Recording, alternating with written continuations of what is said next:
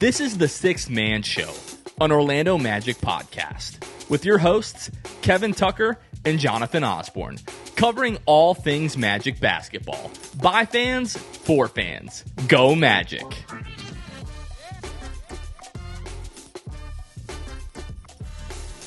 What's going on, Orlando Magic fans? You guys are back with the Sixth Man Show. Today is October 21st, 2024.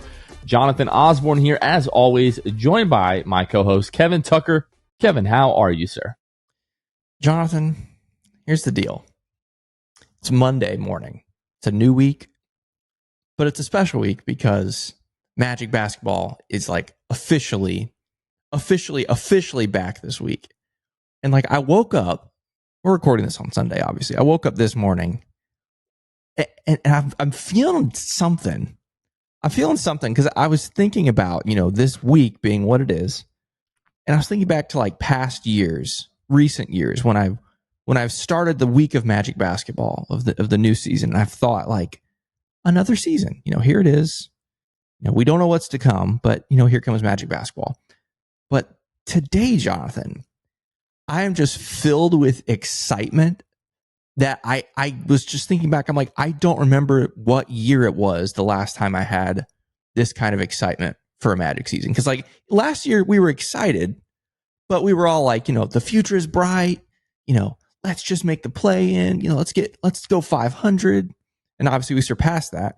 But now it's like, yeah, the future is still bright, but the present is really awesome. Like it's really fun. It's exciting.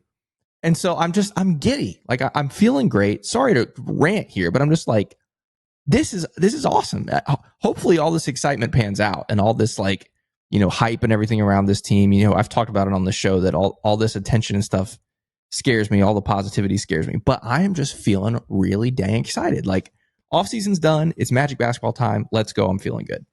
Where I am is just nervous energy, like anxiousness.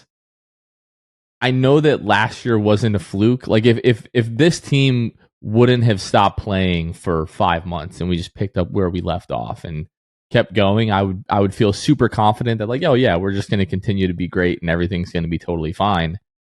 And we're going to talk about the preseason, and I'm matching your energy in certain respects. We'll talk more about that in a bit, but I just want to see it. Like I want this team to come out.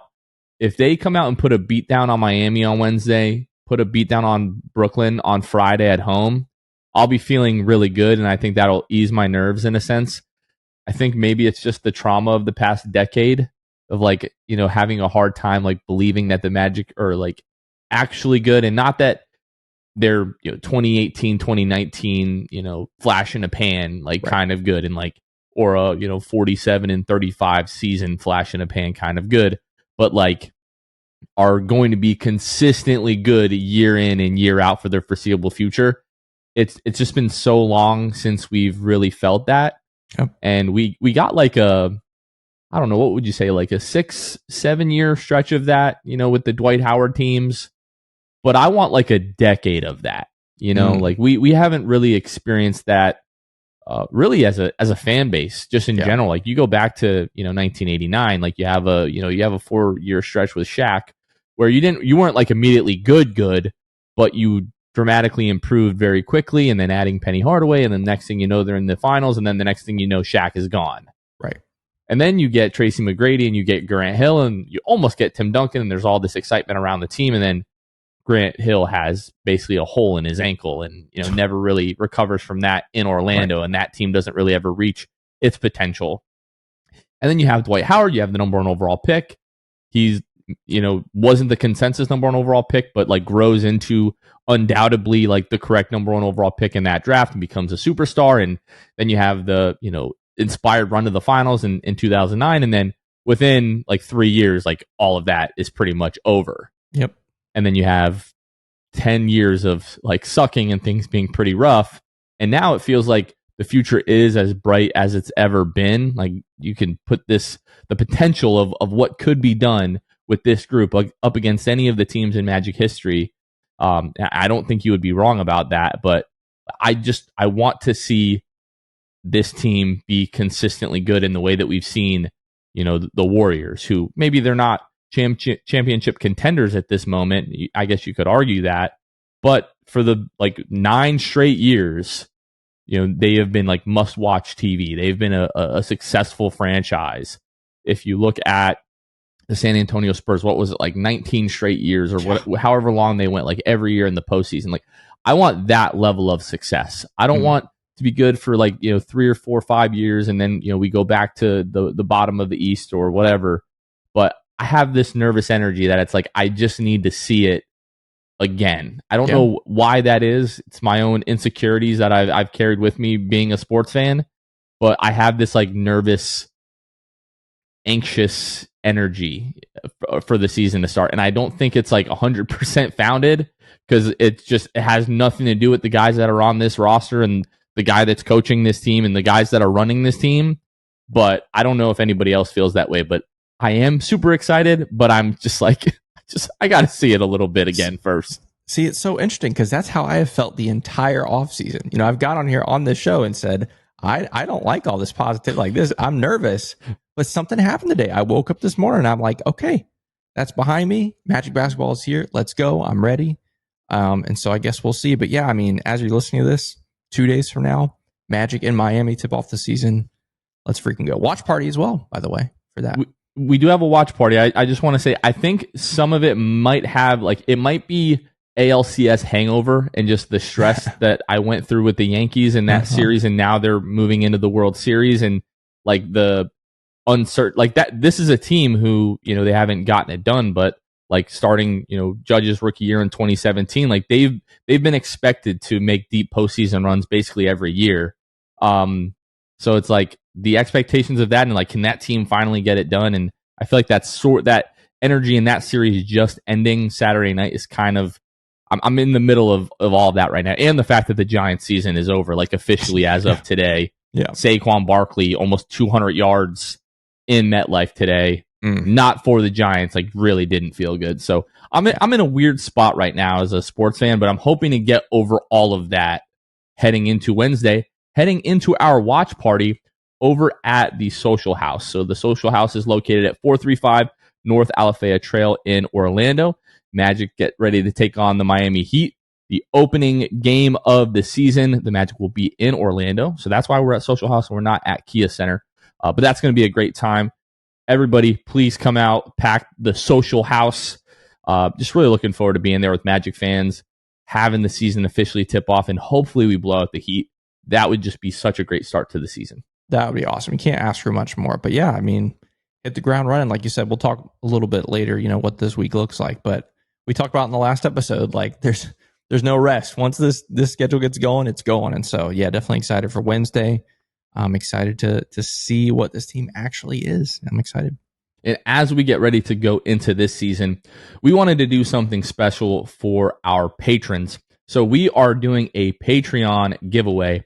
We are giving away a signed Paolo Banchero statement jersey, which includes his Rookie of the Year 2023 inscription. It is the blue and black pinstripes with the black stars going down the side.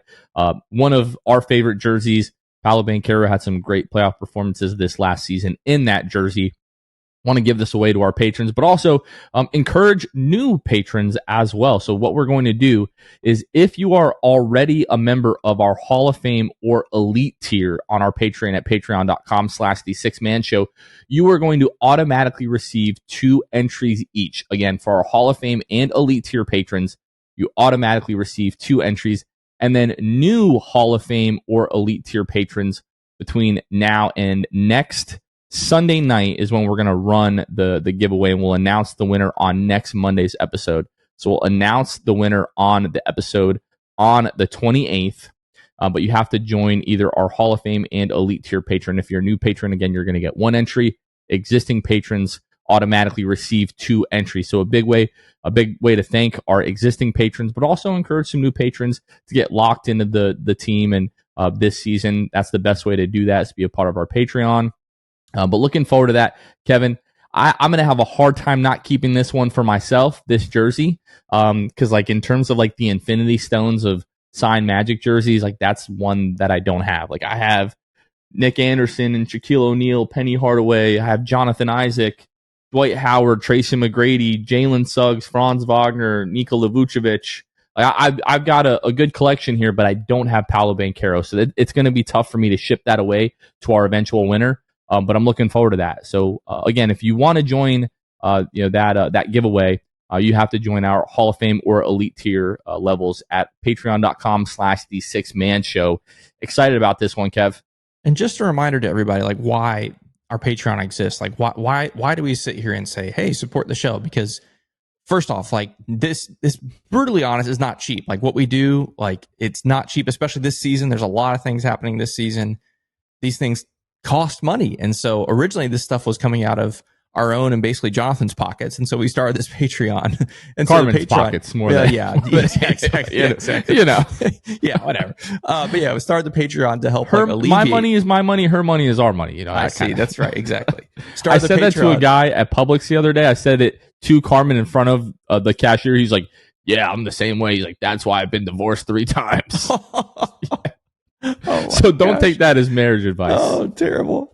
Anyway, but all I have to say, like this stuff costs, freaking money. It's not cheap to have all this stuff, and we love doing what we do. But Patreon helps alleviate that and make sure it's not coming out of our own pockets. And that way, all the Patreon funds can go towards all the things that we do. Like I said, it's a big year for us. The show keeps growing, and as the Magic team keeps getting better. So all that to say, if you appreciate the content, if you like what we do, that's the best way to support it, and that's the best way to make sure that it keeps going and keeps growing and all that kind of stuff. So definitely appreciate you guys riding with us for a brand new season. We're excited, and yeah, that giveaway is going to be a lot of fun. Yep, patreon.com/the6man show. Again, Hall of Fame or Elite tier patron levels to enter that. Kevin, Magic news. Mac McClung, as we anticipated and were hoping, officially announced that he is being signed to a 2-way contract with the Orlando Magic. Really excited about that. 2-time NBA Slam Dunk Contest winner, the G League MVP last year. Just a great guy. I know you have the Gate City, the Virginia connection with Mac. But when we got to talk to him last year at Media Day, I really, honestly, I did not know that much about Mac McClung, the person. But I just really fell in love with the kid. Just seems like such a humble human being, and everyone we talked to within the organization, everybody is huge Mac fans, not only because of what he can do on the floor, but because of the type of person that he is. So this is just another high character human being that Jeff Weltman is adding to this roster. And I think it's really going to be good for Mac. He's not shy about the fact that his dream is to make the actual roster of an NBA team someday, and getting to be around this group on a daily basis and just be with the team and travel with the team and all that kind of stuff. I think is going to be huge for him. And I think it's going to be really good for this group, just having another high quality guy around the team. Yeah, and it's interesting. You look back to him last season, you're like, what more can you ask of a guy in the G League? I don't remember what his final number ended up being, like just under 26 points a game, and G League MVP of the season and all that kind of stuff. And so you're like, what more does the guy need to do to get at least a 2-way spot? So glad he got the 2-way spot. What's interesting for the Magic situation is two of the 2-way spots, they're still the opening, are taken up by guards. You got Trevelyan Queen, you got Mac McClung, and so all signs would indicate this is probably going to go to, obviously either a wing or a big with that third spot, but it still remains open as we're recording this Sunday night, just after 9:00 here. So that's something to keep an eye on. Will they keep it open for flexibility as we go into the season, or will they sign somebody over the next basically couple days here before the season starts? That'll be interesting. But yeah, definitely happy for Mac and excited to see him around. Very happy for Mac. And with that move, the Magic also had to waive and sort of cut down the roster to get down to 17. So they waived Jarrett Culver, Alex Morales, Jalen Slauson, Ethan Thompson. I would assume we see at least a couple of those guys, play for Osceola in the G League, this coming season here. Monday, 6 p.m. Eastern is going to be the official deadline, basically for rookie extensions going into the NBA season, which in our case would include Jalen Suggs. So here we are. As you're listening to this, this is the day before the regular season starts. So the deadline is today, 6 p.m. Eastern. We're still waiting on the Jalen Suggs extension. I think it gets done. I just believe Jalen is too important to this team. The vote of confidence that I feel the organization really should give to him. He's too important to the culture. He's improved so much the last couple of years. He's so important to what they do on the floor as well.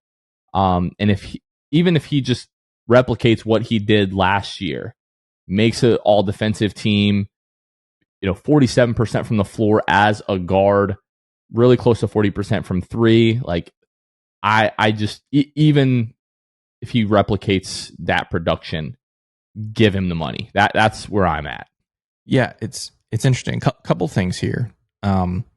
As we've been recording, Moses Moody signed his rookie extension, which is 3 years, $39 million, so $13 million a year. If Moses Moody is getting $13 million a year, I'll also go back to Mark Stein tweeted earlier this week the number that Jalen's camp is looking for, if I'm remembering correctly, is around $30 million annually. Some people look at that number and freak out, and the old school NBA fan in me also freaks out because $30 million just a handful of years ago was a borderline or a max contract, not that long ago, $30 million. And so it's a lot of money. Will the Magic pay $30 million a year for Jalen Suggs? Maybe. The reason why now it's a different situation, obviously, than years and years ago. The salary cap is obviously a totally different ball game. And so $30 million today isn't what it was 15 years ago. But that's still a lot of money to pay a guy who isn't, obviously a primary option offensively, but he doesn't have to be in this role. Obviously, where he makes his money is defense. Where he makes his money is just being a glue guy, essentially, for this team on and off the court. I think the deal gets done. I would be surprised if it's $30 million a year. I think that's what Jalen's camp wants. I think Jeff Weltman, as he does time and time again, will talk them down from that, but I do expect it to end up in the high 20s, like annually. That's my prediction. I think it gets done, but I would be surprised if it's the 30 million number. Not that I think it's wrong, but I would be surprised if Chet Weltman does it. I think he'll get it down a little bit. Yeah, I just want to go through some of the NBA contracts, signed within the last couple of years. So, I mean, looking at, extensions either that kicked in this year or that were signed this previous offseason. When we look around like the $30 million mark and, what is reported that Jalen is looking for, I'm assuming it's going to be somewhere between like 27 and 30 million. Right. I think that's the sweet spot for him. Devin Vassell, $27 million a year, basically starting this year. DeJounte Murray's at $28 million. Now, I'm pretty sure he signed that extension, couple of years ago, after being traded to the Hawks. So you have to look at these through the correct lens, right? With the new TV deals that have been announced, a lot of this stuff has changed. CJ McCollum, $32 million a year. Emmanuel Quickley just signed his extension with the Toronto Raptors, last season, $32.5 million. Drew Holiday, $33.6 million. I go back to deals that were signed in 2023, and we start here like Tyler Hero, $30 million. Jordan Poole, $32 million. Darius Garland, $39 million. RJ Barrett, $26 million. When we start talking about guys in that same ballpark, I would put Jalen Suggs up there with the Emmanuel Quickleys, with the RJ Barretts, with the Tyler Heroes, and the way that the talk around the cap has changed with the new TV deals. I think it's kind of unrealistic to think that he's not going to get close to that, and if it comes down to, $1 million or $2 million a year and a deal doesn't get done because of a couple of $1 million a year, I'll sort of be disappointed in both sides. The Magic weren't, able to meet somewhere in the middle and get a deal done. And that's just why I believe that a deal does get done, is because we've seen Jeff Weltman, and before John Hammond, but now Anthony Parker, take care of guys over and over and over and over again. When we talk about Mo Wagner, Goga Batadze, Gary Harris, he's been taking care of those guys, right? Getting stuff done. Even going back to Nikola Vucevic, Terrence Ross in the 2019 offseason, got those deals done. Aaron Gordon as well. I believe their first summer, I think that was the Aaron Gordon extension, if I'm remembering correctly. Obviously, they've taken care of Jonathan Isaac and Markelle Fultz, those guys signing their extensions. Wendell Carter Jr., Franz Wagner, Cole Anthony, like Wendell twice now, by the way. It's just like they've taken care of guys at every step of the way, and deals have been able to get done at every step of the way. And a guy like Jalen, who, is seems to be a pretty humble guy. I wouldn't expect that he's asking for anything crazy. So if a deal does not get done by tomorrow at 6 p.m., I'm going to be a little bit, frustrated and disappointed. It's just because, like, in my opinion, maybe anyone outside of Franz, like if we go back, obviously you had to re-sign Nikola Vucevic, coming off of an all-star year. But any of those other guys that we just mentioned outside of Franz, to me, Jalen is like the obvious like a deal needs to get done. Yeah, I agree. I think it will get done. It does add a little bit of stress that here we are, less than, as we're recording this, we're like 21 hours away from the deadline. It's a little stressful. But yeah, hopefully it gets done. Obviously for Jalen's peace of mind, but even for like the fan base, if we have to go through this whole season without that extension being signed and you're wondering about the future and all that kind of stuff. And so, yeah, I think it'll get signed and I certainly hope it does. And I'm obviously very interested to see the number, what that ends up looking like. The peace of mind that I do have is, like, regardless of, unless something crazy and unforeseen happens, Jalen is going to be here long term, right? If they take this to restricted free agency, Jalen, fine, go out and get a deal. And then, of course, the Magic will match it pretty much regardless of what Jalen gets. Right. Nobody is going to be giving Jalen, upwards of, $31 million. It's not like he's going to go out and get a $40 million a year offer and the Magic are then forced to match that. I mean, maybe somebody does try to poison pill the Magic and then you've got a really tough decision to make. But I don't want it to come to that. Just get it done. Even if you feel like it's a little bit of an overpay now, I just don't feel like it's worth the risk, given what our financial situation is going to be in the coming years, to go out and Jalen said, I'm going to get $35 million from whoever. And then it's like, well, do we lose one of the most intricate, and integral pieces of our team? Or do we overpay him and now, we're just stuck financially? Here's what I'm hoping. I'm hoping that sometime overnight that this deal gets announced. And as people are listening to this segment, they're just like, hey, we don't have to worry about this. Jalen's already been signed. And so let's hope for, like we said, this Moses Moody extension just came out as we've been sitting here. So maybe Jalen gets signed tonight and we don't have to worry about it. But yeah, it'll be interesting to watch on Monday. If it comes out like 5 years, 135, like $27 million a year, I'll be completely ecstatic. That to me, that's like best case scenario right now. And if it's even lower than that, then just like ship executive of the year or whatever it is, to Jeff Weltman's houses. And at what point is Jeff going to get some consideration for that? Yep, it's a great question. Like, it's just like, of course it's Sam Prestier. It's, Tim, whatever with the Denver Nuggets, right? Like, at some point, let's give Jeff Weltman a little bit more love here. Yeah, but yeah, hope it gets done. Think it gets done.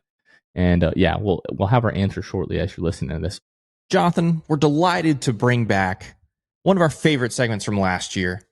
And we're bringing it back this year. It's time for our Jam Hot Chicken Jam of the Week. And in this case, it's our Jam of the preseason. We kind of took all 3 preseason games, found our favorite dunk, and this was it. 3:29 left in the first quarter in San Antonio. Paolo, guarded by Spurs rookie Stephon Castle, hits him with a nasty spin move going to his left and then throws it down with the right. Just nasty stuff from Paolo as he welcomes Castle to the NBA. Welcome to the NBA, rookie. But yes, Paolo Banchero with the very beautiful Jam Hot Chicken Jam of the Week. Jam Hot Chicken is proudly serving the city beautiful, bringing jams, culture, and hot chicken from the heart of Winter Park. They're located at 400 West New England Avenue, Suite 13 in Hannibal Square. We're big fans of Jam Hot Chicken because they're big fans of the Orlando Magic and the Orlando Magic fan community. You can follow them at Jam Hot Chicken on all social media and check out jamhotchickenfl.com to check out their menu and online ordering and all things Jam Hot. We just had one of our listeners, DM us on Instagram or put us on their story on Instagram saying they went to Jam Hot Chicken and they were impressed. And literally it's 100% success rate, Jonathan. 100%. When people go to Jam Hot Chicken after we recommend it, every single time they say, wow, you guys are right. That place is really freaking awesome. So shout out Jam Hot Chicken. Definitely stop by. And when you do, just let them know that the Six Man Show sent you.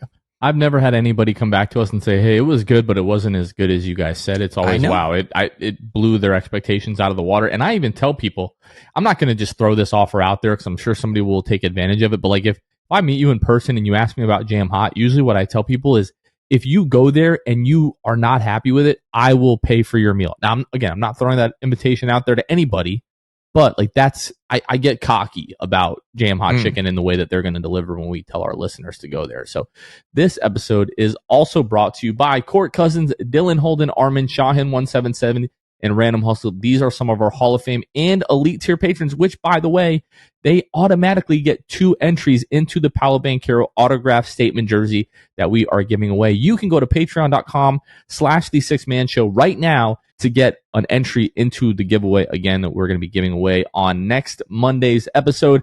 A shout out to Malik Grady, who joined at the all-star tier level. And then shout out to Derek Smith, who upgraded from the rookie tier all the way up to the Hall of Fame tier.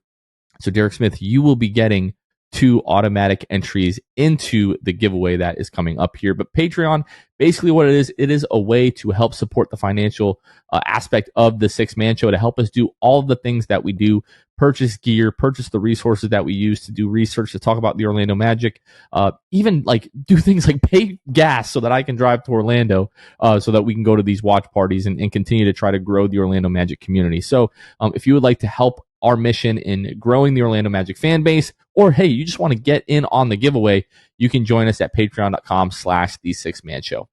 Okay, let's go back to Friday night, the preseason finale against the Philadelphia 76ers, in which the Magic were victorious, taking that game 114-99.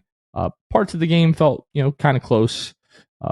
Beginning of the game, but once the Magic sort of caught their stride, and it helps that there weren't really any of the big 3 playing for Philadelphia outside of Tyrese Maxey in the first couple of minutes, but him and Jalen got sort of tangled up. Jalen sort of swiped Maxey's hand, and Maxey left the game with a thumb injury after the first few minutes. But Kevin, this one was a tough start offensively, down 10-3 early. Franz also starting 0 of 3 from the floor and was 0 for from deep, and we'll definitely talk about that. But I thought Jalen and Kentavious Caldwell-Pope, their defensive impact in the first few minutes, just sort of creating havoc, poking balls loose, deflections, led to some easy buckets. The Magic started to get into a rhythm, 8-0 Magic run. 1 of 8 for the team from 3 to start the game, and the starters, that really was a theme throughout the night. Gary and Mo Wagner, first 2 off the bench for the Magic. I found that to be pretty interesting. And then J.I. was the 3rd off the bench. And then the big 3 of Paolo, Franz, Jalen Suggs all played the entire first quarter. What did you think of that, and the way that Jamal Mosley was seemingly like trying to get these guys some conditioning? We thought maybe this would be like a dress rehearsal. I don't think it was quite that. It was more so of like trying to get these guys a lot of minutes to get in game shape. What were your thoughts? Yeah, obviously we went into this game having zero idea what was going to happen because of the odd layoff between the second preseason game and what ended up being the 4th or 3rd preseason game, depending on how you look at it on Friday. So yeah, it was interesting. I don't think I was surprised because, like you said, I think it's just all about conditioning, getting guys up and down the court. So I guess that was interesting. You mentioned Jonathan Isaac. That one surprised me. Not that he was the 3rd guy off the bench, but that he only played 7 minutes. That one really surprised me. You talk about conditioning. You talk about a guy that, again, I'm no expert. I'm certainly not a professional basketball player, but for me, I want to see Jonathan Isaac, ramp up to what we talked about, on, I guess, 2 episodes ago, potentially playing 20 plus minutes a night, potentially for him this season in the regular season. If he's playing 7 minutes in a preseason game after not playing at all in the previous preseason game, that makes me wonder what kind of restrictions he's going to be on to start the actual season. So that was the other thing that I really circled when it comes to minutes was J.I. only playing 7 minutes. That's interesting. And we'll talk more about this, but I feel like no really rotation guys, apart from maybe Anthony Black, played like the last quarter and a half of this game. I think that had to do with it a little bit, but 7-0 run from AB, Jet, Gary, J.I., and Mo to start the second there. Jet comes in back-to-back threes. The Magic in that second unit had 8 threes in the second quarter after going 1 for 7 from deep. Starters did start the second half, and they started this game 2 of 13 from deep, Kevin. We'll talk about just the shooting overall, but not anything to hit the panic button about, but the shooters like really struggling from deep, and including Jalen and Kentavious Caldwell-Pope, who really should be our best shooters in that starting lineup. It wasn't great. And then, like I said, starters came out at the 5-minute mark of the third, didn't really see the floor after that point. But every Magic starter with at least a +9, plus minus in this game. Paolo and Franz both with a +13, Jalen with a +13, Kentavious Caldwell-Pope a +12, and then Wendell a +9. You don't really want to take much away from an individual game plus minus, but it just shows you like the effect that those guys had while they were on the floor. And remember, no Joel Embiid, no Paul George. There was 5 minutes of Tyrese Maxey in this game. You get 24 minutes out of Caleb Martin, 26 minutes out of Andre Drummond, 24 minutes out of KJ Martin. So you weren't exactly going up against like the 76ers best in this game. But for me, it was just more about, again, our guys getting conditioning and trying to get these lineups into a bit of a rhythm. For me, the most fun part of this game was the the bench unit in that second quarter just going berserk. Yeah. Especially, I think that was 8 threes out of the second unit in that second quarter, really off of the back of Jet Howard and Gary Harris. And I know we're going to talk about Jet, but it just feels like Mosley is going to have a tough time keeping him out of the rotation.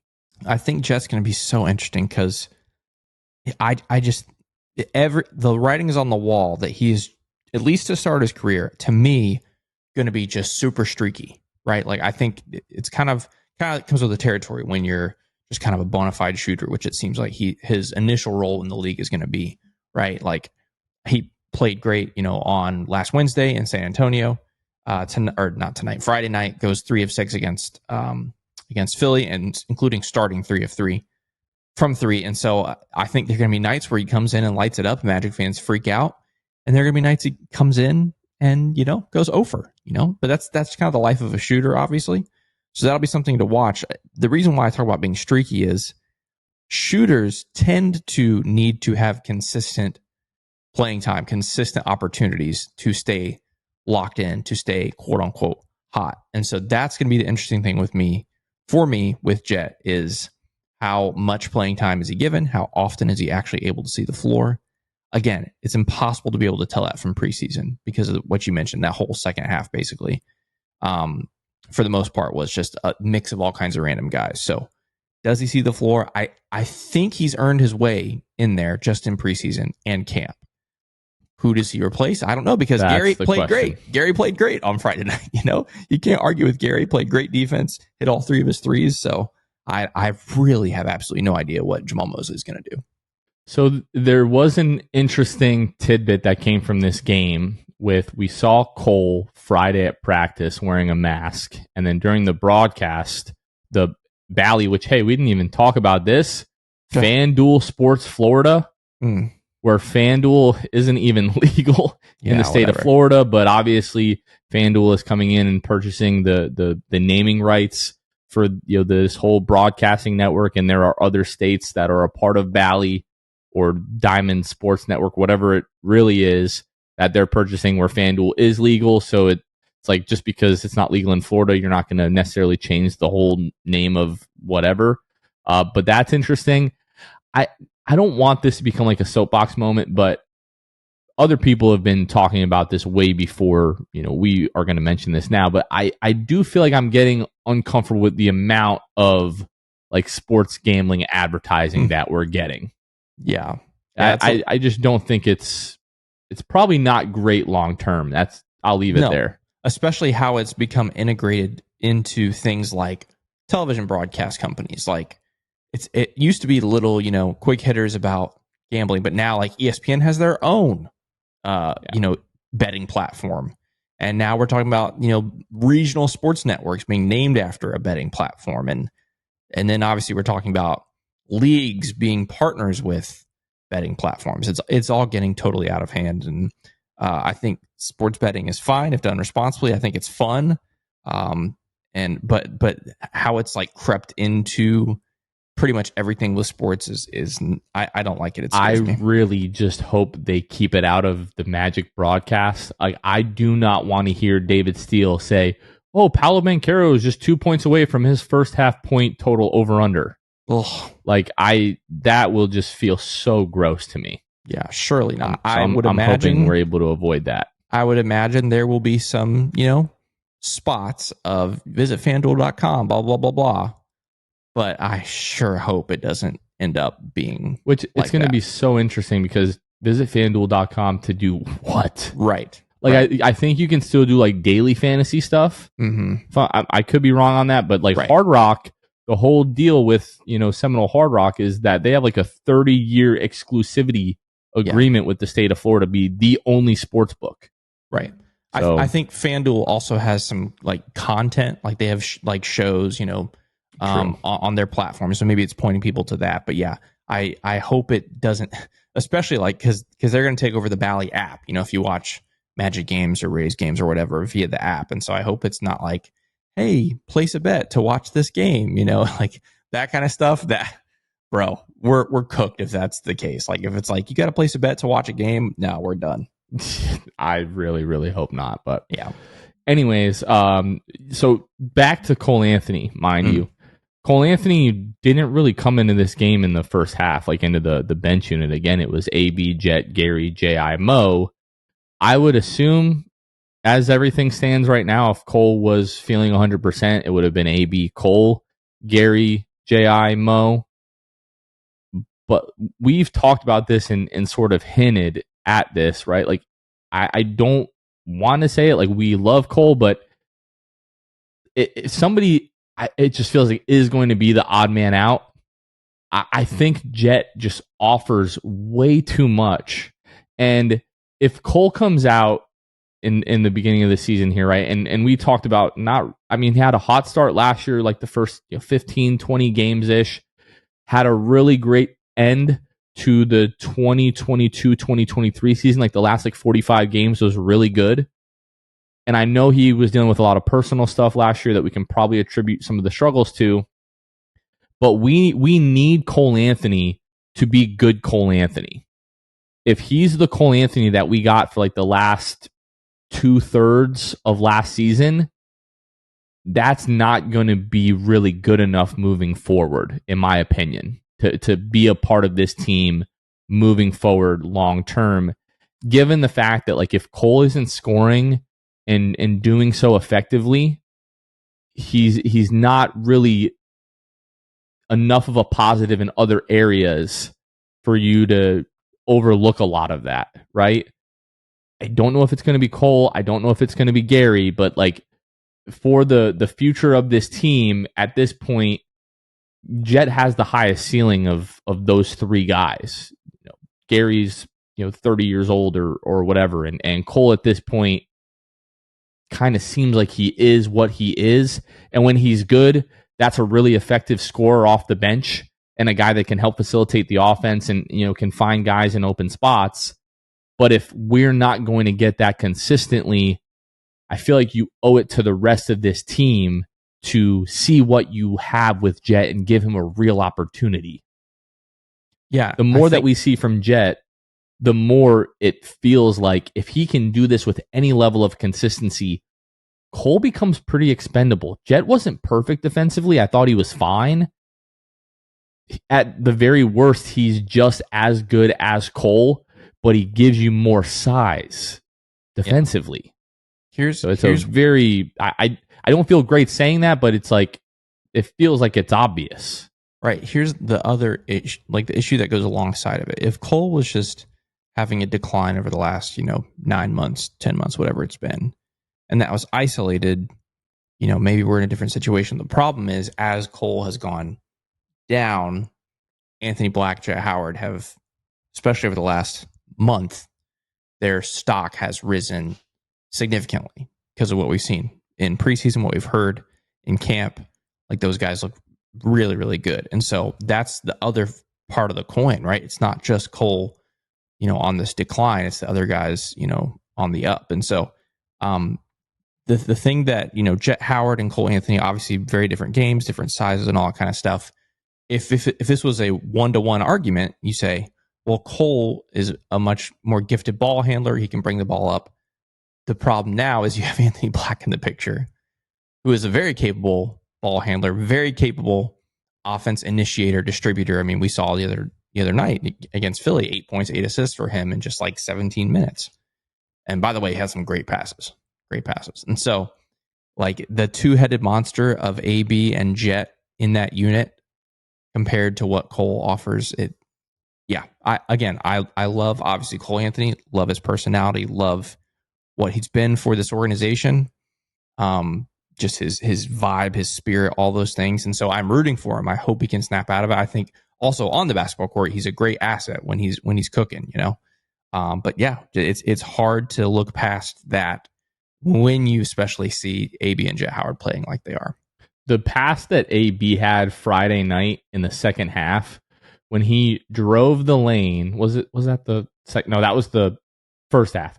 When he drove the lane, leaves both feet and is kind of like falling out of bounds, and I see JI cutting, and I'm like, there's no, like, what are you doing? Like, there's not a pass to be made here. And he just feeds it right through the Philadelphia defenders to JI for the dunk. Like, we're going to talk about, you know, all these guys and the numbers that they put up in the preseason, but Anthony Black, and you've heard it from Jamal Mosley and Paolo and Franz and Jalen Suggs. Like, you've heard it from a ton of guys during preseason and after these training camp in their availabilities. Not totally unprompted, right? It does feel like Anthony Black is sort of like a mystery, even to the guys that are super close to the team and covered on a daily basis, because last year it was like, well, what is going on with Anthony Black? And it was kind of this unspoken thing of what's going on with Anthony Black, because you had the Markelle Fultz dynamic and you didn't want to disrupt team chemistry, all that kind of stuff. But like Jason Beatty, Philip Rossmark, these guys are very in the right of asking about, like, what are you seeing out of Anthony Black? Because we are all assuming that he's going to be in the rotation, but everybody is talking about like the leap that he's taking and the improvements that he's making, and we're seeing it in real time. But yeah, something's going to give at some point. We came into the season like, oh, is it going to be Tristan da Silva? Is it going to be Jet Howard? I don't want to be a victim and prisoner of the moment and react to too small of a sample size. And I don't feel negatively about Tristan da Silva at all. But I just feel so good about what we've seen from Jet Howard, going back to Summer League, of course, and then, you know, what we've seen in a couple of preseason games here, that just feels like Jamal's not going to have a choice but to put him out there at some point, and somebody's going to get sacrificed, unfortunately. Okay, anything else from this like Philadelphia game that you want to talk about before we talk about the preseason in general? Well, I mean, I don't think so. We touched on it a little bit, but that bench unit, like you said in the second quarter, the shooting kind of rescued the shooting for the starters. I mean, we talked about that's the other thing I want to say. Jalen, you talked about KCP and Jalen. Jalen ends up with 5 stocks, by the way. So 4 steals, 1 block. I don't know if he listens to the show and listened to us talk on Thursday about, I don't think he's going to average 2.2 stocks or whatever it was. And he turns around and has 5. So that was the other thing I want to mention. Jalen, those two are just a menace. Then the whole starting unit ends up with 9 steals on the night, which is just crazy. But I don't think that's going to be all that uncommon this season. Like, I think they're just going to be all over the place. I think it's going to be a lot of fun. Paolo, 21 points, 8 of 13 from the floor, 6 rebounds, 3 assists, 2 steals. Just looked unstoppable. And again, no Paul George, no Tyrese Maxey, no Joel Embiid. We have to continue to qualify that, but he looked really good. Let's not talk about Franz. We're going to talk about Franz. Let's not do it right now. Yep. Wendell Carter Jr. I didn't really notice it at media day, but watching him on the floor, like he's not significantly slimmer, but he's noticeably slimmer in my opinion. Yeah. And early in the game, like he had the pump fake, the Wendell top of the key pump fake that we've seen over and over again. Pump fake, drive to the basket for the jam early on in the game. And from there, I was like, wait a minute. We haven't seen Wendell move exactly like that in a while. And then throughout the game, like there were a couple of lob attempts. I was like, Wendell is bouncier. Like he just looks to be moving around a lot better. And if Wendell plays 65, 70 games and looks like that is going to be a game changer. In 21 minutes, he had 10 points, 7 rebounds. He was 5 of 8 from the floor, 0 of 3 from deep. Not super concerned there. Like, he improved a ton last year. If he can be right around league average, I think you're going to be happy with that. But Wendell, my eyes are open. Like, respect the Wendaddy. Yeah, the mobility, the agility definitely look different on Friday. I don't know if it's the hair. He's got different hair, to start the year. So maybe that's, aerodynamically better. No, I'm just kidding. But yeah, you said 0 of 3. He was 5 of 5 if you take away his threes. He had a lot of good looks. Part of that was, great setups by his teammates. Jalen Suggs found him a couple times, and so that's part of it. But you're right. I think the mobility, agility for Wendell definitely looks improved. And man, yeah, that could be super, super huge for this team if we get a good Wendell season. Now let's talk about the preseason overall, like do an overview. So this preseason, the Magic went 1-2. They had losses in New Orleans and San Antonio. The October 11th game that was scheduled to be at home versus New Orleans was canceled, obviously due to Hurricane Milton. And they finished the preseason on Friday with the win over the 76ers. So I just want to go through some numbers. These don't mean anything, but maybe they're something. I don't really know. 25th in offensive rating in terms of all teams in the preseason here, with an offensive rating of 102.6. 6th in defensive rating with a defensive rating of 101. They were 15th in net rating. 28th in turnover percentage, so turn the ball over a ton in preseason. They were 4th in field goal or free throw rate. 28th in 3-point percentage, and 22nd in 3-point attempts. So a lot of themes so far in the preseason carrying over from last year. We talked about how the starters really didn't shoot that well from 3 in this game. And in a 3-game sample size, 1 game matters a ton. Yeah. So I don't want to look too deeply into like the 3-point, percentage stuff. Even the turnovers, honestly, like that first game, there were just like a ton of turnovers. There was 16 in this game, which if the Magic averaged 16 a game this year, I feel like we'll be pretty happy with that. Maybe that's not ideal, but I feel like that would probably be a step up from last year. I'll have to take a look at that. But felt like last year we had just way too many, 20 plus turnover games.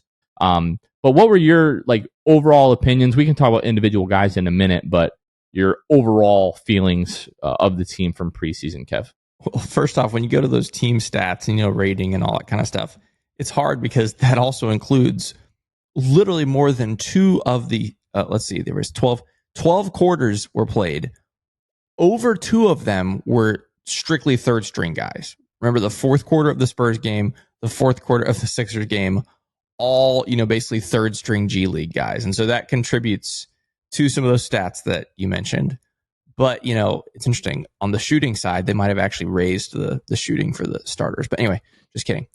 So obviously you got to take that with a gigantic grain of salt. But as far as, preseason as a whole, I was super encouraged after Friday. Like for me, Friday was the closest thing to, I don't know if dress rehearsal is the right term, but like that first half, you're playing real NBA, opponents. Again, obviously we know they're missing their guys, but the Sixers, obviously put out a bunch of real NBA players. And so seeing our guys get to go up against that was good. I was encouraged by a lot of what I saw, especially that second unit we just talked about was great.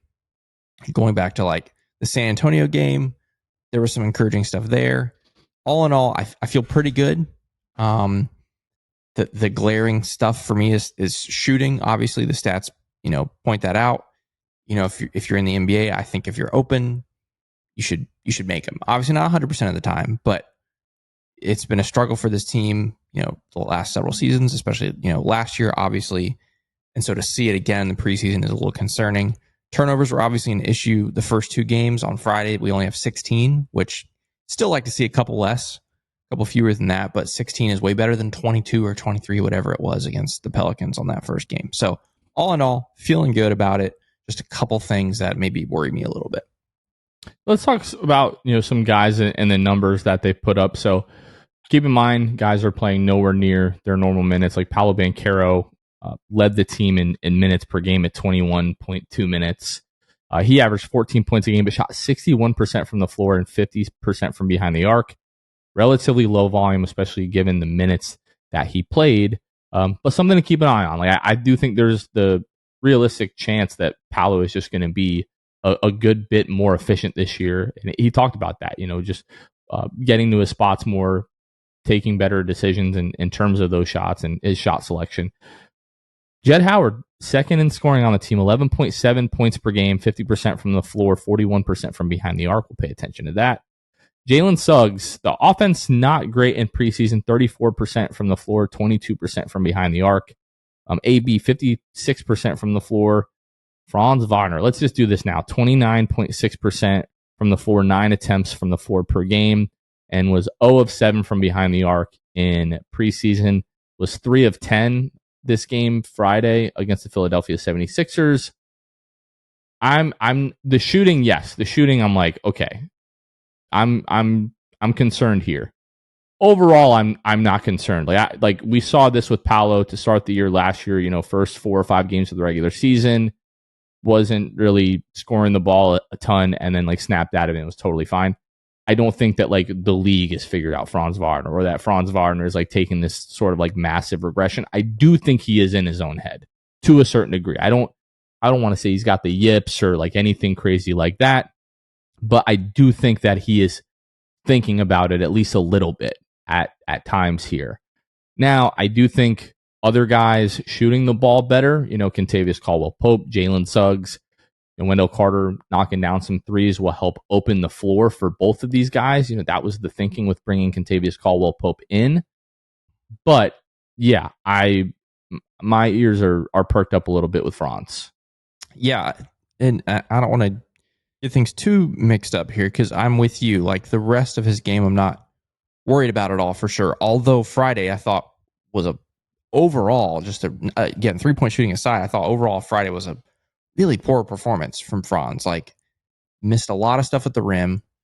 Didn't really contribute anywhere else. Like he only has 1 assist, 1 rebound on the night. He played 24 minutes. That's not nothing. And so to see him, finish the preseason off that way, I think has a lot of Magic fans really concerned about him as a whole. But I'm not concerned about his whole game. The 3-point shooting is just, yeah, I'm officially like, I think I might be in full on panic mode. Like if I'm not there, I'm really close. Like I've said it so many times on the show, but like how he shot the ball last year, and then he shoots the ball with Germany this summer, and then you turn around with preseason here, and he goes 0 for 7 over 3 games. And I know that's not a huge sample size, 7 threes in 3 games, but like I was saying earlier, if you're an NBA player and you're open 7 times, which I'm pretty sure most, if not all of those, were relatively wide open. Let's give him the benefit of the doubt and say there were 5 that were just wide open. He's got to make at least one of them. He's got to. And so to have him go 0 for 7, again, combined with everything else over the last 12 months with him, it's definitely concerning. All that to say, though, we have seen Franz be a at least respectable 3-point shooter for 2 years, and so we know it's there. We know it's in there, Franz. It's in there, buddy. We know it's in you. And all it's going to take is one night. It's going to take one night, some random night. Maybe we'll be in Utah, or maybe it'll be a home game against Detroit, or who knows. It's going to be one random night this season. I think it's going to turn around. It's weird. We've seen stuff like this happen before with other players. It's there. He's going to be fine. I need to see him have a night where he starts knocking him down, and then I think it's just going to snowball after that, and he's going to be back to Franz. But I'm definitely concerned and got to see him start hitting some of these. Yeah, it's really interesting. Like the form is not broken, but right. it just seems like the trajectory, like when he releases the ball, it just comes out so flat at times. Like 2 of the 3 misses, I just went back and watched them right now. 2 of the 3 misses from Friday were really short. So is it the release point? Is it, the lift from his base? I don't pretend to be like a shot doctor or anything like that, but yeah, I'm concerned about the shooting with Franz, and I'm kind of like, I'm not by any means like giving up on it. Like we're not at Markelle Fultz level of confidence in Franz's jump shot or anything like that. But until we see that it's back, it just feels like he's not knocking down. Like he's not. It doesn't feel like he's not. He is not knocking down threes right now, and it's definitely concerning. I do feel like 7 is just a small sample size overall, right? Like we're going to see him take a few hundred threes this season. Guys have games where they go 0 of 7 from behind the arc. Like that stuff does happen even to really good shooters. But yeah, the fact that we now have a solid like 12-month sample size of him not knocking down threes, I'm not at full on panic mode, but I'm also not like snickering at those that are. I'm kind of like, I'm just hanging over here for now. If things continue this way, I'll be over there with you all shortly. But, it doesn't feel great. That being said, he is still incredible if he can't do that. Now, last year, it didn't feel like teams were totally sagging off of him. We may get to that point, and that may impact his ability to get to the rim. Yep. So he's got to be able to knock down like the occasional three. But he's been too good. He works too hard. He has enough touch in every other area of the game where it feels like it either should come back to where it was or he should just be able to improve on that. So I'm still all in on Franz. If you have any Franz stock, send that to me. Like I had a fantasy basketball draft today, and I drafted Franz like 30 spots higher than like whatever his projection was. I got Paolo and Franz. Mm-hmm. Call me a homer or whatever. But to me, fantasy sports are just more fun when I can watch my team play well and know that that is positively impacting my fantasy team. So I always do that kind of stuff. Like I have Malik Neighbors. I took Malik Neighbors in like the second or third round in my NFL draft. And, he's been like a top 10 receiver, although Daniel Jones sucks and didn't have a great day today. But anyways, I'm not going to start going down that rabbit hole. But yeah, a little bit concerned with Franz. Just want to talk about some totals here. Anthony Black in 3 preseason games, 13 assists. Are we going to see Anthony Black average 4 assists a game off the bench? We might, which is really exciting. Jalen Suggs had 10 assists off the bench. Want to see those numbers, bump up a little bit, but we didn't really talk about this at all from Friday's game, but Jalen Suggs 7 assists to 2 turnovers. He's not going to average 7 assists per game, but if Jalen can be like a 5 assist a night guy, like a 5 to 2 turnover ratio, you can sign me up for that. Yep. Anthony Black to me is probably the biggest story from the preseason. Everybody's talked about that, but he has taken a significant leap. Like I had questions about like his creation and ability to get to the rim. He's shown that he's improved there. We got to see his vision last year, although like in a pretty limited way. And we saw it at Arkansas, but that translating to the NBA is always a question mark, especially for young guards. We're seeing that on display. The shooting, like I'm not like totally sold that he's going to be this, 40% 3-point shooter like he was close to last year. And I think he was 50% from behind the arc in preseason, if I'm not mistaken. 50% from behind the arc on 2 attempts, over the course of 3 games. If he's a upper 30s 3-point shooter, teams are going to start like closing out on him hard. So like, even if he is, it doesn't feel like the mechanics are at the point where he can be a high volume guy, especially if those start becoming contested. So just like be patient with him in that regard. But if teams start closing out on him hard and then he's able to use their leverage and blow past them, and then you're looking at 4-on-5 opportunities as he's driving to the rim, that's really exciting. Defensively, he's going to be great, and like we're going to have real competition for minutes on this team in a significant way. Last year, it felt like there should have been, like if everybody was being honest and we were just able to say how we feel, if we were all in a room together and like, hey, this is what I think should happen, Anthony Black should have been playing last year over Markelle Fultz. Yep. Markelle Fultz shouldn't have been seeing the floor, and it does feel like he's too good to not be on a roster right now, but he's not on a roster right now. So there is at least a little something to that line of thinking that he shouldn't have been on the floor last year. But now when we talk about guys like Goga Batadze and Jet Howard, and even to a certain extent Tristan Da Silva, those are all guys that could see the floor for good NBA teams. So I am really excited. I'm optimistic about this season.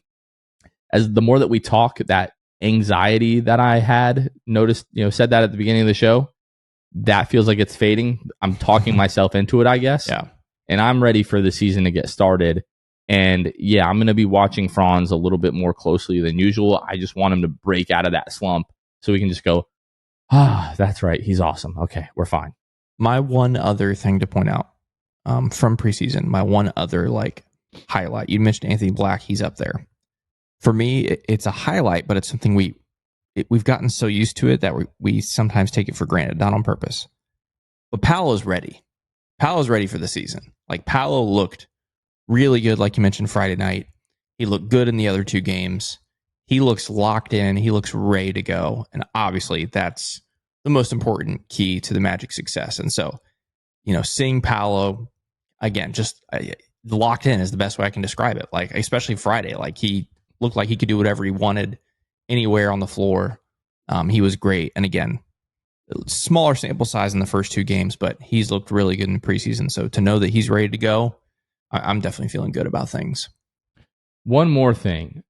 After a couple of games, there were a lot of people that all of a sudden were just out on the Jalen Suggs point guard experience. And I think Friday night, he's like, wait, like, maybe we're not just 100% sold that he's going to be able to do this, but it was like, wait a minute, like, maybe some folks were a bit too hasty to arrive to those conclusions. So I've always been in on Jalen Suggs as a passer when the pass is to be made. Now, like, him being able to create and then be able to shift the defense so that those passes become available and then being able to make the passes, that's a different story altogether. But like, his ability to like see an open pass and be able to put the ball anywhere he wants, like we saw it right before the half, the full court pass to Franz Wagner with the tip, and was just like, and if you look at his arm angle and the way that he threw that ball, like, it doesn't make sense that a human being should be able to do that so perfectly.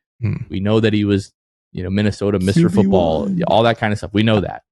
But like, if there is a reasonable window to fit a basketball through to get to an open teammate, Jalen Suggs, in my opinion, can make almost every pass that there is to make. It's just going to come down to the ball handling and the decision making with him. And if he can get that part consistent, then that is really going to be a big thing. Because ideally, the way that this thing goes, Anthony Black is a competent 3-point shooter. Maybe he's not 40%, but he's at least league average. He's respectable. Teams have to close out on him.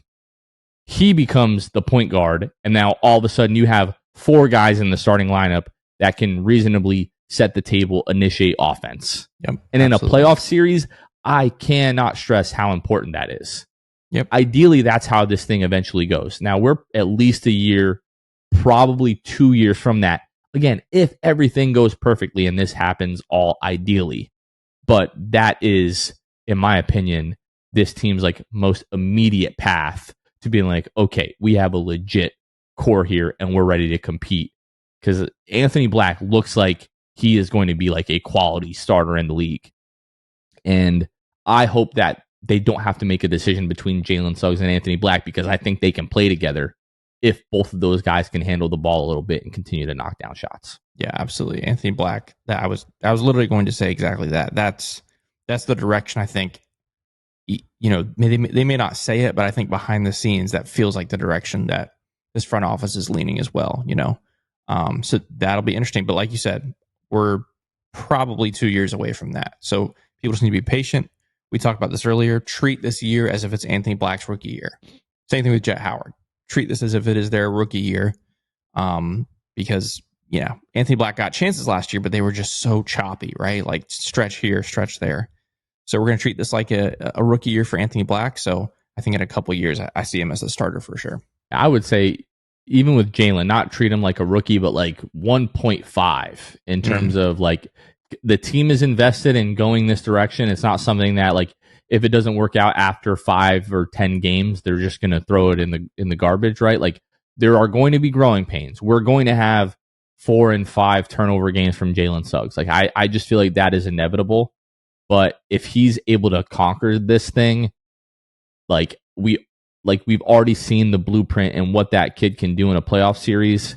And if you are able to add Anthony Black to that, maybe it's not as much shooting as you would like around Paolo and Franz, but I also don't think the idea is to put 2 Kyle Korvers out there with Paolo and Franz. Like, those guys being able to defend multiple positions and being able to take some of the like ball handling pressure off of those guys. I don't want to say it is as equally as important as putting shooting around him, but it's not worth like throwing the baby out with the bathwater and just doing nothing but shooting around those guys. So, all right, this is our last opportunity to give some of our predictions. We're already running a thick episode here, by the way. We talked about these preseason overall takes a bit longer than anticipated, but last chance to give our season predictions here in terms of what the record is going to be, what the seeding is going to be, and then maybe a bold prediction if you have it. Why don't you start us off? Give us your prediction of the Magic's record.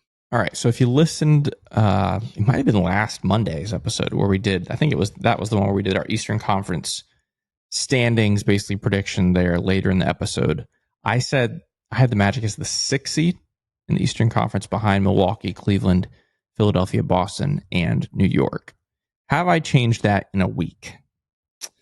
Maybe. Am I overreacting to... Pretty optimistic today. Well, I did, exactly. But also, I am overreacting a little bit to preseason when it comes to the Cleveland Cavaliers. They go 0-4.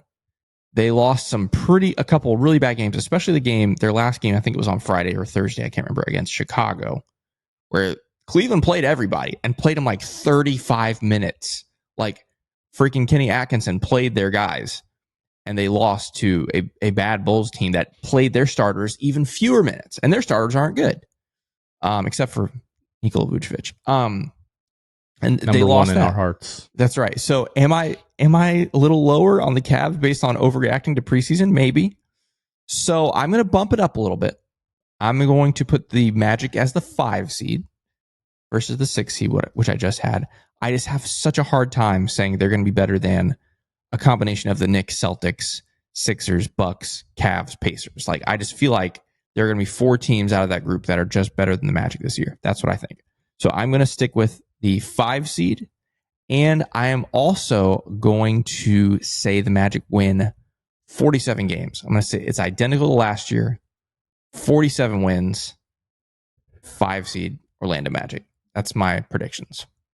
Okay. I just feel like this Magic team is better than last year. I feel like they're deeper.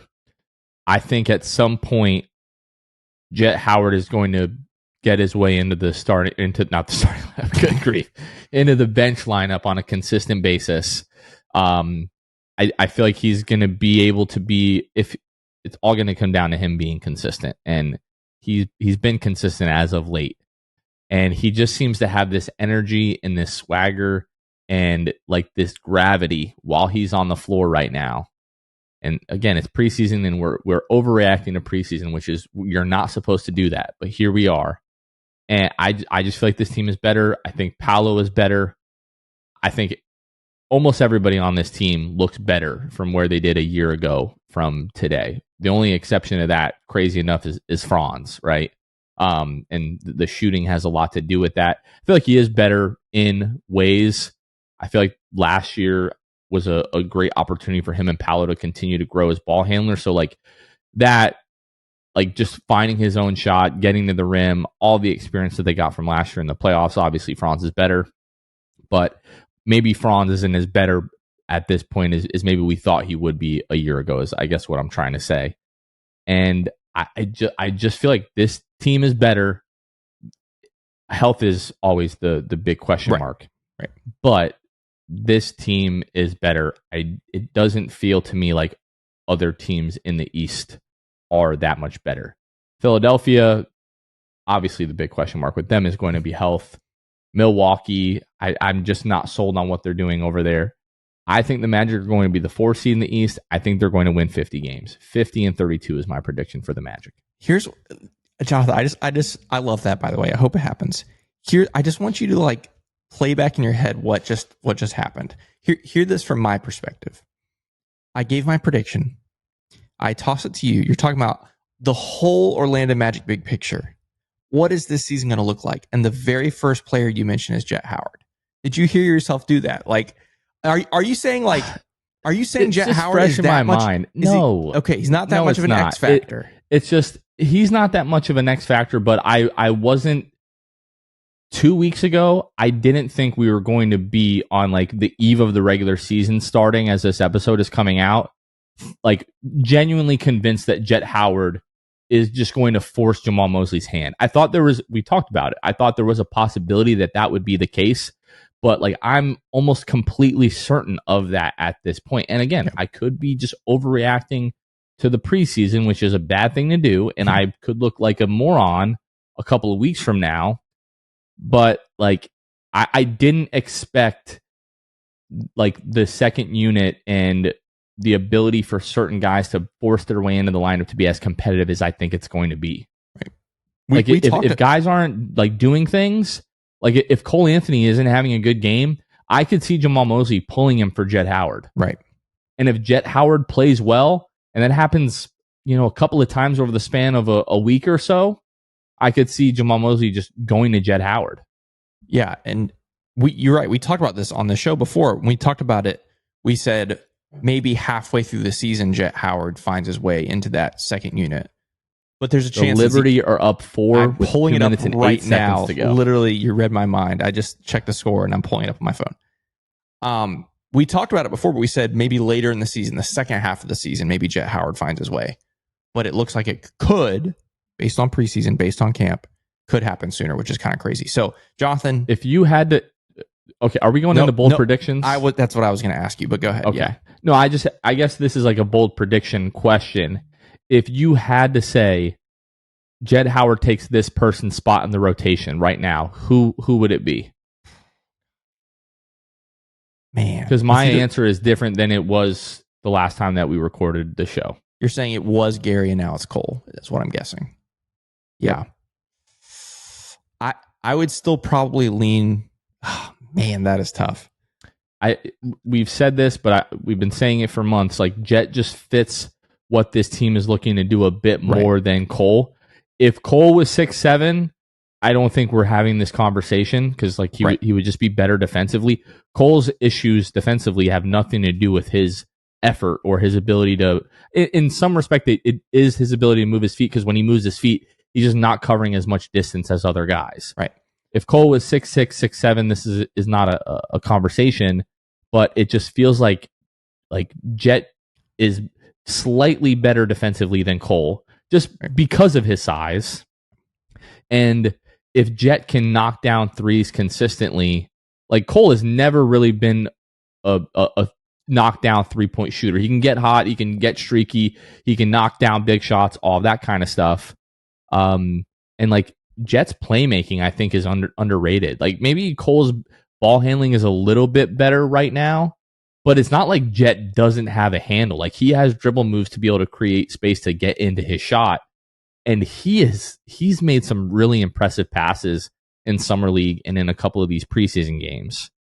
And it just feels like, do the Magic want to go with less shooting? Like it feels like if you're taking out Gary for Jet, like your shooting is only improving like incrementally. If you're going from Cole to Jet, it feels like there's a little bit more room for improvement there, and you're not losing Gary's defense in that second unit. I don't know, man. I don't envy Jamal Mosley at all, but I wanted to ask that. Now this game is tied up with a minute and a half to go. You got a bold prediction for the season, Jonathan, as we wrap this up? Bold prediction. You know what? My bold prediction is that Paolo Banchero makes an All-NBA team. Okay. I don't know how bold that is, but that's that. I feel like this whole episode has been bold predictions in a way. Mm. Especially we've talked about Jet. It feels like more than anybody on this episode, and I didn't anticipate that. That's going to be my bold prediction. I'm all out of boldness right now. My bold prediction is this: as we get in the last 90 seconds of the WNBA Finals of the tie game, how electric is this? Okay. My bold prediction is this, and we're going to know at least a quarter of the answer to this on Wednesday. So we're going to get early returns on this bold prediction. My bold prediction is the Orlando Magic will sweep the Miami Heat this season. I don't think that's bold. Boom. But I like it. 4-0. It's a little bold. It's a sweep bold. of any divisional opponent is bold. I looked it up. We haven't swept them since I think the 2007-2008 season. So it's been a long freaking time. So that's my bold prediction. We sweep the Heat, and I hope we win on Wednesday to at least keep that dream alive. I like it. All right. I think we can wrap this one up. No, we can't, Jonathan. Third week in a row. Oh my! I'm such a rookie. The week ahead, man. Come on. This is real now. This is for all the marbles. This is the week ahead. So Magic play in Miami at home against Brooklyn, and then on the second night of a back-to-back in Memphis. What do you got? I'm going to say 2-1. Man, that's what I was going to say. 2-1. I think you win opening night, you win the home opener, and then you lose that second night of a back-to-back. I just don't really know what to expect out of Memphis. Right. That's feels their home opener too. By the way. I was just going to say, I'm pretty sure that is their home opener as well. There's going to be a lot of energy in that building. Ja is back, Desmond Bane is back, Jaren Jackson, all of that kind of good stuff. Marcus Smart, who didn't play, a ton last year. So yeah, I'm gonna say 2-1. You start off with 2 wins in a row, and then you drop it to Memphis on Saturday. But I will say this: for the first time in a long time, on the very before the season starts, we're going into the season feeling like we can win any game any night, regardless of the circumstance. And didn't feel like that last year. I'm in an awkward spot here, Jonathan, because I am competitive. And so I was going into this with the same prediction as you, 2-1, losing to Memphis.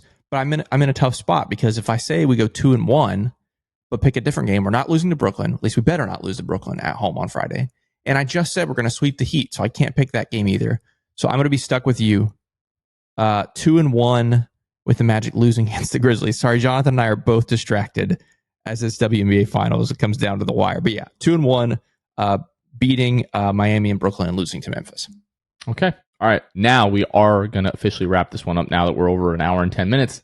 That is going to do it for this one. Looking forward to Wednesday. Let's go. Season is starting. Watch party. We are going to be at the Social House, which is located at 435 North Alafaya Trail in Orlando. Watch party to watch our Orlando Magic take on the Miami Heat. And just keep your eyes open on our social media accounts on Wednesday. We might have some stuff happening. Looking forward to that. And also just a reminder, we're back in the swing of things. So obviously we'll have the episode on Thursday. Six Man Show postgame live after all the games this week. The Sixth Fan Show makes its return this week. Ben will be there Wednesday recording the Sixth Fan Show at the watch party. So if you're there, we get ready to talk about the Magic. It's going to be a good time. Yep, let's do it. All right. That's going to do it for this one. For Kevin Tucker, this has been Jonathan Osborne. You all have been listening to the Sixth Man Show, and we will catch you guys next time. See ya. Thanks for listening to the Sixth Man Show. Be sure to subscribe on iTunes and Spotify to get new episodes downloaded directly to your phone. If you enjoyed the show, please take a minute to give us a 5-star rating and a review. It helps out the show a lot. Follow us on Twitter, Instagram, and Facebook at Sixth Man Show. We'll catch you guys next time. Go Magic!